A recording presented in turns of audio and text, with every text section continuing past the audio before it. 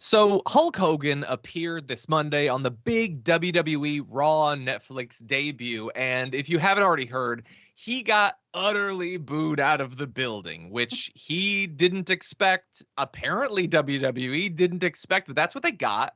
And coming out of this experience where this guy, Hulk Hogan, who's like this legendary sports entertainment figure who recently obviously allied with Donald Trump and spoke at the RNC, the right is like trying to figure this out now. What does it mean that a guy who we thought was so popular is not popular in the place you'd most expect him to be popular? So Scott Jennings, the right winger on CNN panels, is trying to work through this. Take a look.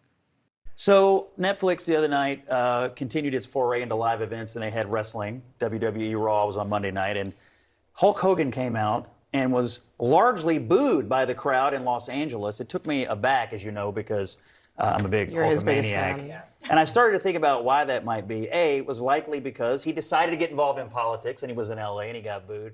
But B, my advice to the Hulkster, lean into it. At one point in your career, you became a heel. My advice, dump the yellow and red.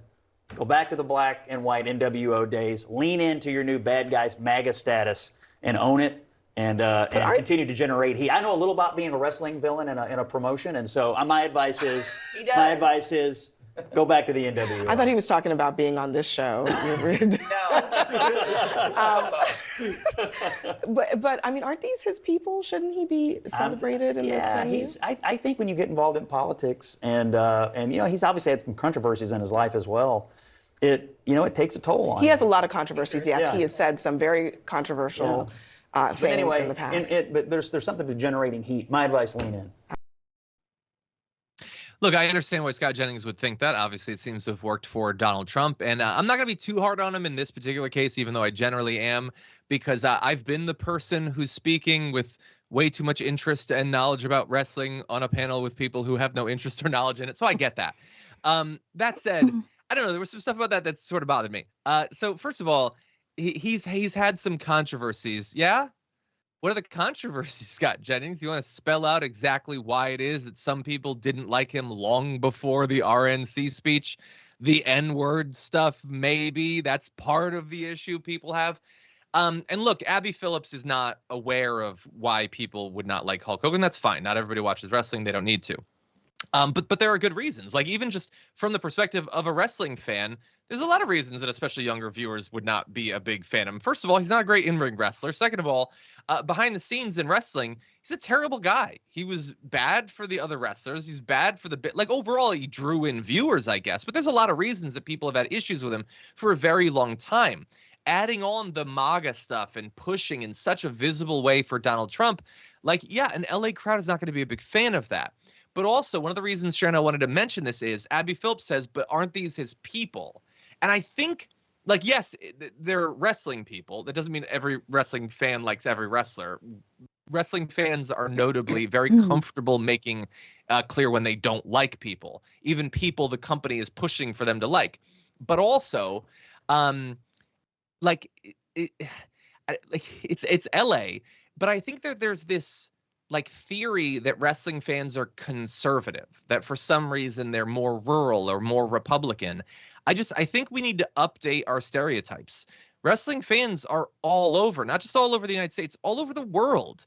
And they come from every class and every race, and there's plenty of women that like wrestling and everything. Like, I don't think we should see this ground like the way people talk about NASCAR or something. I just don't think that's accurate anymore. And I think the Hulk Hogan thing is a great example of that. But Sharon, what do you make of all this? I think you're right. And when it comes to wrestling fans, they're the most loyal, dedicated. I mean, this is big for them. Maybe they just don't like him for all the reasons you named, or other ones, or the sex stuff, or the ex-wife. Who knows? Or maybe he's just played out. Okay, the Hulkster's played out. The ripping off the T-shirt, the extra thick tan. They're just maybe done with him. But it's laughable to me that because he got in politics with all the other things you ticked off. I mean, come on. 100%.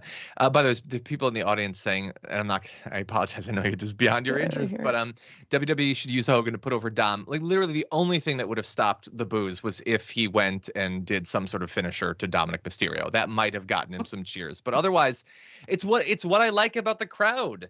Okay, they tell you what they really think. They're not just going to bow down. Years ago, John Oliver did a segment about the WWE and all the issues under Vince McMahon. And he played this footage of Roman Reigns, who now is a mega star or whatever. I love him. But back then, he was being pushed by the company as like, this is the guy you all love. And he was getting booed relentlessly because they don't just bow down. They tell you what they really think. And sometimes maybe Republicans don't like that. And so there's all these posts. We don't have to go in depth, but there's all these posts on social media like attacking people for booing them. Like Tyler Buono, all these whiny liberals in LA booing Hulk Hogan are cringe. First of all, why is it cringe to boo someone you don't like? That doesn't fall. That's not logical. Also, why is it whiny? They're not whining. They're booing. And also, I thought you guys liked free speech. Which is it? Is it free speech except when it's taking someone that you're a fan of and booing them? They're being honest. You're trying to censor them, Tyler. And I personally think that's a bad thing. Anyway, with that said, we're going to move on to something much more serious in just a sec. Let's see. I just want to read a couple comments. Darb to the left, been with us for 35 months on Twitch and says 35 months of Damage Report being my favorite TYT show. Well, thank you so much. It's in my top 5.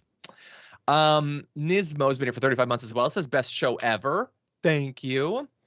Suspicious Dragon says, I wonder when MTG will start talking about Jewish space lasers again with these fires in CA. We had a graphic. We didn't get to it. But Trump has posted one thing referencing all of this. You'd think a guy who's about to be president would show empathy. He posted a message, a conspiratorial thing about how all of this is Gavin Newsom's fault because he wanted to save a stupid fish, which is not why we're having this. Like, it is insane. Just get used to it. Guys, this is what our politics is that sort of stuff on a daily basis.